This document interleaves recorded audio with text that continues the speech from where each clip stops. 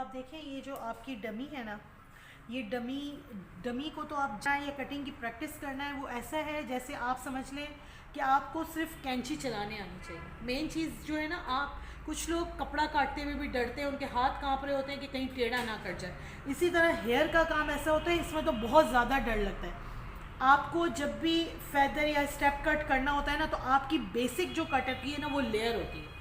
क्योंकि अब ये डमी है, अब मैं इसकी फ्रंट पे पकड़ पकड़ के 0 डिग्री पे कट करूँगी लेयर, वो आपको पहले ही मैंने बता दी है। तो इसको मैं एक इजी वे में, क्योंकि मुझे इसको बार बार सुलझाना नहीं है, जितना मैं इसको सुलझाऊंगी इतनी ये उलझेगी। तो मुझे बेसिकली फेदर कट के लिए या तो यू शेप चाहिए या वी शेप चाहिए। वी शेप जो आता है वो हमारा लेयर से आता है। लेयर की जो वीडियो है वो मेरे चैनल पे पहले भी मौजूद है और आप लोगों को मैंने बताया हुआ भी। लेयर आपने हमेशा अपनी क्लाइंट की अकॉर्डिंग विश टू चिन से शुरू करना है, उसको 0 डिग्री पे आपने अपनी मेजरमेंट के हिसाब से कट करना है। लेकिन जब आप लेयर को पीछे करके सारे बालों को बैक पे लेकर आते हैं तो आपका जो शेप बनता है ना, वो वी बनता है। तो बेसिकली आपने क्या करना है, ये समझ लें हमारे क्लाइंट का शोल्डर है मिसाल के तौर पर, क्योंकि ये डमी है। डमी के ऊपर जब हम काम कर रहे होते हैं तो आपने क्या करना है कि आपने ये इमेजिन करना है कि ये जो बोर्ड है ये क्लाइंट का शोल्डर है और ये यहाँ से क्लाइंट का शोल्डर है। दोनों शोल्डर बराबर है। आपने इस गाइडलाइन से इसको वी करना है। आपने क्या करना है, सीजर को स्ट्रेट रखते हुए अब मैं इसके बालों को, अभी मैंने गीला सिर्फ इसलिए नहीं किया क्योंकि अगर मैं इसको गीला करूँगी ना तो ये उलझ जाएंगे तो फिर मेरा काम करना मुझे मुश्किल हो जाएगा। अब मैंने क्या करना है, शोल्डर लेंथ गाइडलाइन लेनी है और उसका वी शेप बनाना है।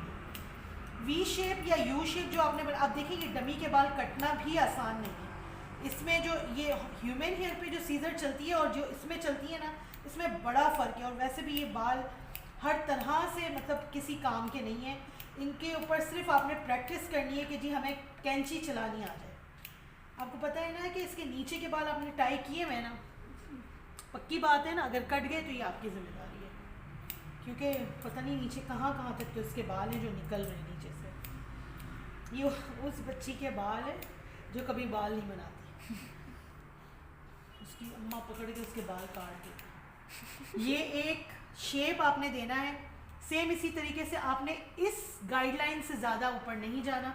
अब आपने इसके अकॉर्डिंग ही इसकी शेप को कट करना है। अब ये तो जिस तरह मैं कैंची चला या फेदर कट करना है। स्टेप कट में और फेदर कट में डिफरेंस क्या होता है वो मैं आपको भी इस कटिंग के साथ बता देती हूँ थोड़ा सा, क्योंकि लोगों की कन्फ्यूजन बहुत होती है कि हमने फेदर करवाया, हमने स्टेप करवाया। लेकिन ये है कि आपको बेसिक पता हो कि इसमें फ़र्क क्या है। आपने क्या करना है, मैं आपको एक चीज़ बता रही हूँ कि आपने मिसाल के तौर पे एक कटिंग आपने की, लेयर बेसिक आपने कर लिया। अब आपने एयर टू एयर सेक्शन करके ना बालों को अलग कर दिया फ्रंट तक दोनों साइडों से बराबर। अब इसके जो डमी के बाल हैं ये फ्रंट से शॉर्ट है, ये हमने आगे छोड़ दिए, ये पीछे का हमारा बाल आ गया। और हमने क्या किया, बराबर एयर सेक्शन इधर से भी बाल छोड़ दिए। अब जब स्टार्ट में आप कटिंग करेंगे ना तो आप क्या करेंगे, ये दोनों सेक्शन को टाई कर देंगे, कैचर कर देंगे। आपको पता होगा कि ये अब हमारी बैक से जो बाल है ये मतलब हमारे यू शेप में या वी शेप में कटे हुए। अच्छा, वी और यू की सिलेक्शन आपने कैसे करनी है, वॉल्यूम के अकॉर्डिंग। किसी के बाल बहुत पतले हैं तो उसमें आप वी नहीं करेंगे, उसमें आप खुद ही क्लाइंट की चॉइस को छोड़ते हुए, क्योंकि आपको ज़्यादा पता है कि कैसे करने हैं, आप उसको ये नोक को ख़त्म कर देंगे कि एक यू शेप आ जाए। हमें बेसिकली जो शेप चाहिए ना वो यू चाहिए। अब इस यू शेप के अंदर जो पीछे से स्टेप हो, फ्रंट लेयर हो, तो वो फेदर बन जाता है। जो पीछे से स्टेप हो और ऑलराउंडर सारे हेड पे स्टेपिंग दी जाए, वो फिर स्टेप बन जाता है। आपने क्या करना होता है, मिड सेक्शन से बाल उठाना होता है, मिड बिल्कुल। अब इन सब पे भी आप कैचर लगा सकते हैं और आपने 1 इंच का बाल उठाना होता है। 1 इंच किस तरीके से, अब मैं आपको ये समझाती हूँ कि पार्टिंग किस तरीके से फेदर की जाती है और पोजीशन किस तरीके से ली जाती है। मिसाल के तौर पे आपने, अब जाहिर सी बात है ये हेड तो है नहीं, डमी है।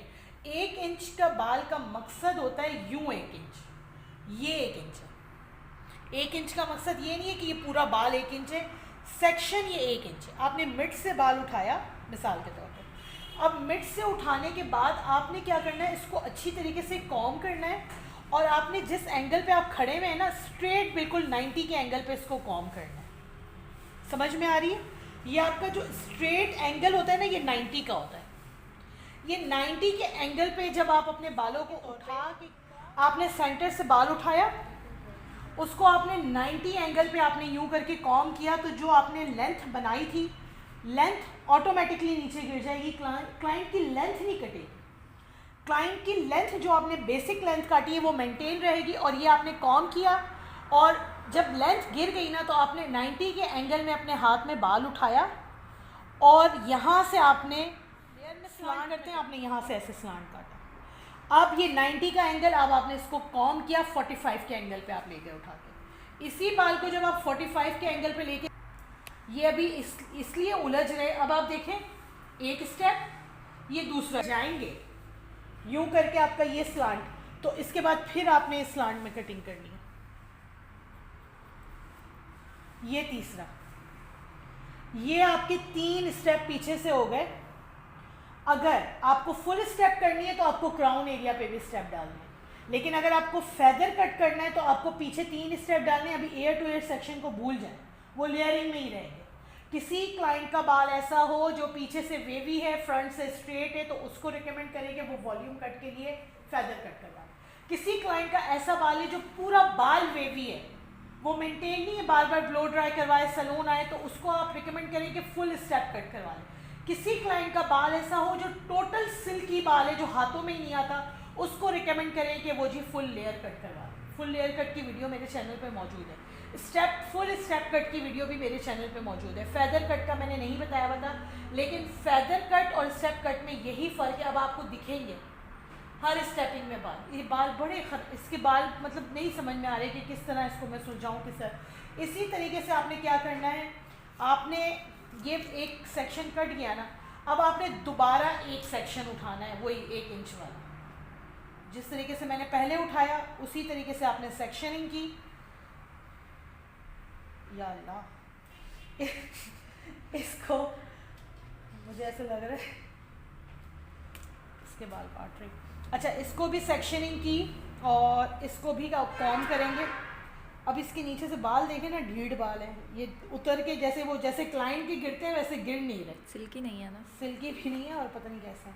अब ये यहाँ से आपने उठाया, फिर आपने 90 के एंगल पे जब छोड़ा, 4 इंच का बाल आपने स्लांट में काटा। वही टेक्निक होगी। ये आपकी मेजरमेंट, आपकी जो है ना स्केल, आपका एंगल है।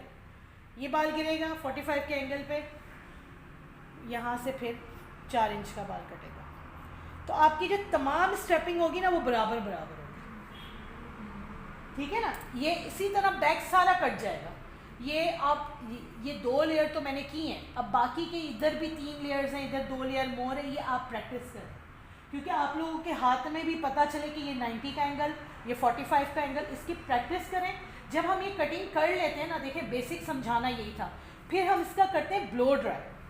इसका किसी अगर रियल मॉडल पे काम हो ना, तो इसका सी ब्लो ड्राई होगा। जिस एंगल से बाल कटा है उसी एंगल से सी ब्लो ड्राई होगा।